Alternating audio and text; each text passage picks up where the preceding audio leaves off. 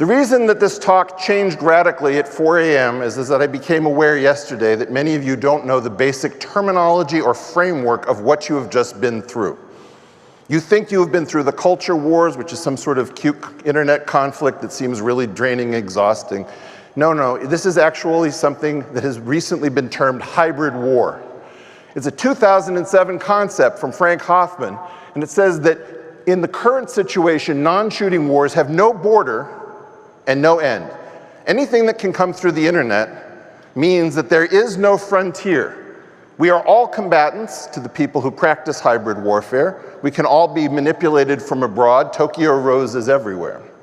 And as such, you're mistaken. All of those of you who did not raise your hand that you've been through a war, you have no idea where you've been. And this is why the talk has changed. So hopefully I won't go over, but I had to change it a little bit.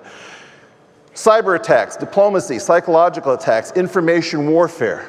This has been discussed in the national security community, but it has not been discussed widely, which is why when we have coffee and I use these words, I see blank stares. It's important that we learn their terminology.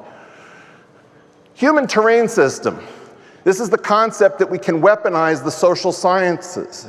Cultural anthropologists, economists, psychologists can be used. We are the terrain. It is no longer the mountains of Afghanistan or the Hindu Kush that we have to map, but we have to map the actual aspects of human nature by clicks and how long you stay on a site, what you care about, what's your behavior on Pornhub. We are available as the terrain for these national security people who do not show their faces. They fight over us. And they use our social sciences and our universities to fight us as if we are simply terrain.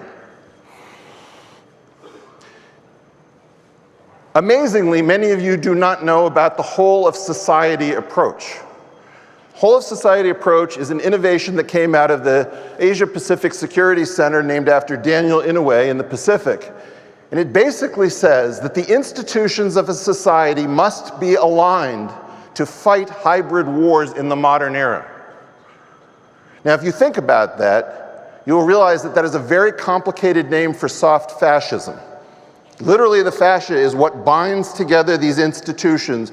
And if you've ever tried to say, well, if I don't go to the New York Times, can I go to the Washington Post? Can I go to the Times of London, the BBC, NPR?